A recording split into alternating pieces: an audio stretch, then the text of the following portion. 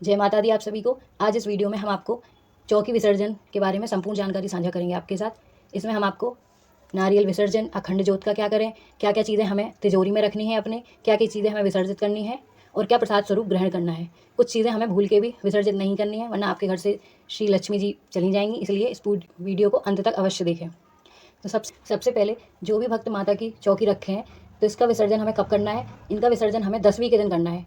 कि कोई के यहाँ अष्टमी तिथि पूछती है, किसी के यहाँ नवमी, किसी के यहाँ सप्तमी। तो सप्तमी, अष्टमी, नवमी को हमें चौकी नहीं हटानी है, उनका विसर्जन नहीं करना है। 10वीं तिथि के दिन ही हमें विसर्जन करना है, क्योंकि नवरात्रि 9 दिन की होती है। इसलिए 10वीं के दिन सुबह स्नान आदि करके, माँ की आरती करके, भोग प्रसादी लगा के, फिर आपको क्षमा मांगनी है, क्षमा याचना करनी है कि आपसे जो भी भूल हुई हो 9 दिनों में, उसे क्षमा करें, सब पे आशीर्वाद बनाएं, हम पर कृपा करें। इसके बाद ही आपको चौकी हटानी है। पहले अपनी क्षमा याचना कर लें, माँ से विनती कर लें, अपनी मनोकामनाएं पूरी कह दें, सारी विनती माँ से कर लें। उसके बाद ही आप चौकी का विसर्जन करें। तो सबसे पहले जिस पे आपने कलश रखा है उसको आप थोड़ा सा हिला लें, 5 बार हिला लें। उसके बाद विसर्जन के लिए जो कलश पे नारियल रखा जाता है, कुछ लोग प्रसाद स्वरूप ग्रहण करते हैं, पर हमारे यहाँ मान्यता है कि इसमें आपने देवी का आवाहन किया है, सब देवों का विराजमान किया है, इसलिए इसे हम भोग नहीं लगाते, इसे हम विसर्जन करते हैं। आप विसर्जन कर सकते हैं, भूमि में गड्ढा खोद के इसको दबा सकते हैं, या किसी भी नदी में इसको प्रभावित कर सकते हैं। तो सबसे पहले नारियल उठा लेना है। इसकी चुन्नी जो आपने नारियल पे बांधी है, उसको आपको अपनी किसी भी गाड़ी में आप बांध लें, घर की चौखट पे बांध लें, जहाँ भी आपको लगे। आप किसी भी द्वार पर, गाड़ी में, अपने वाहन आदि में कहीं भी चुन्नी बांध सकते हैं। माँ आपकी सदैव रक्षा करेंगी। और जो माप की चुन्नी है उसे भी आप बांध सकते हैं। तो विसर्जन के लिए सबसे पहले नारियल हटा लें। आम के पत्ते जो उसमें रखे हैं उन्हें भी हमें विसर्जन करना है। और जो लोटे में जल है, जो जिसका 9 दिन हमने रखा है, उसको पूरे जल में किंछा लगा दें। पूरे घर में पॉजिटिव एनर्जी आएगी इससे। लोटे के अंदर आपने जो एक सिपाड़ी, सिक्का और हल्दी की गांठ रखी थी, उसको आपको भूल के भी विसर्जन नहीं करना है।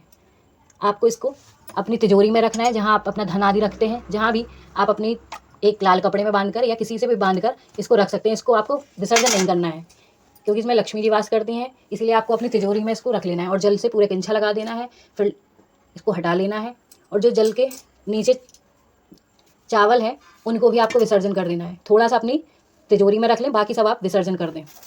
और चाहें तो आप अपने किचन में थोड़े से चावलों में भी डाल सकते हैं, अन्न में, जिससे आपकी कमी नहीं होगी। थोड़ा सा तिजोरी में रख लें, थोड़ा सा अपनी किचन में रख दें डिब्बे में, और थोड़े से आप जितने बचें वो सारे विसर्जन कर दें। अब जितने भी आपने फूल, माला आदि, चावल, अक्षत जो भी आपने माता को समर्पित किया है, उन्हें भी हमें सबको विसर्जन करना है। ये आप सबसे अच्छा या अपने गमले में या भूमि में गड्ढा खोद के प्रवाहित कर सकते हैं, दबा सकते हैं। नदी में आप प्रवाहित कर सकते हैं, लेकिन आपको नहीं जाना है तो आप अपनी भूमि में कहीं भी या गमले में इसको दबा दें, जिससे फूल पत्ती उगेंगी, तो फिर ये आपके ही घर में रहेंगी। और जो एक और नारियल चढ़ाते हैं हम अष्टमी के दिन, जिसके यहाँ सप्तमी, अष्टमी, नवमी पुजती है, तो एक नारियल, इसके बाद हमने जो माँ को नारियल चढ़ाया है, इसको हमें विसर्जित नहीं करना है। इसे हमें पूरे परिवार में प्रसाद स्वरूप ग्रहण करना है। ये नारियल सबसे पहले जो भी आपके घर में पुरुष हो उनसे फोड़वा लें। ये भूल के भी आप लड़कियां, स्त्रियां ना फोड़ें, ये पुरुष ही फोड़ते हैं। और फिर सबको प्रसाद स्वरूप सबको बांट दें। कन्या आप करेंगे तो उनको भी प्रसाद स्वरूप दे दें। आप पूरा परिवार ग्रहण करें। इसको आपको विसर्जन नहीं करना है। जो कलश के ऊपर नारियल होता है उसको आपको विसर्जन करना है, और जो माता को चढ़ाया है वो आपको प्रसाद स्वरूप ग्रहण करना है। नारियल निकाल के आप सभी प्रसाद स्वरूप ग्रहण करें। इसके बाद जो आपने माँ को श्रृंगार अर्पित किया है, उसे आपको स्वयं नहीं करना है। थोड़ा सा अगर आपको अपने लिए चाहिए तो आप एक्स्ट्रा रख सकते हैं, लेकिन आपने जो समर्पित कर दिया है माँ को, फिर वो उस पर आपका हक नहीं है। या आपको किसी भी ब्राह्मण को या अपने मानदान, जो भी आपके घर में आपके मानदान हो, उनको आप दान कर दें। अपने लिए आप एक्स्ट्रा जो आप अपने लिए सुहाग के लिए चाहिए, वो आप थोड़ा और दूसरा रख लें एक्स्ट्रा में, वो अपने लिए निकाल लें। और फिर माँ की चुन्नी आप अपने वाहन, घर आदि कहीं भी बांध सकती हैं। गणेश जी, माता की प्रतिमा अगर आपने स्थापित की है तो यथास्वरूप मंदिर में फिर से पुनः विराजमान कर दें। और अखंड ज्योत आप में जितना भी उसमें तेल बाकी है, उसमें आपको खाली नहीं करना है, ना ही भूल के बुझाना है। आपको यह जलता रहना है। अगर किसी ने अखंड ज्योत नहीं भी जलाई है तो इस बात का ध्यान रखें कि आपको एक दीपक जलाना है और चौकी के ऊपर रख देना है, क्योंकि चौकी सूनी नहीं छोड़ी जाती है। तो आप एक दीपक जला के रख दें। अखंड ज्योत जल रही है तो उसमें जितना भी है वह जलते रहने दीजिए, जब तक वो खुद से ही शांत ना हो जाए। और बाकी आप प्रसाद जितना भी आपने लगाया, सब पूरा परिवार आप उसको ग्रहण करें। श्रृंगार ब्राह्मण को दान कर दें, और आप फूल, चावल, ये सब नारियल आपको दिखाया है, ये विसर्जित कर दें।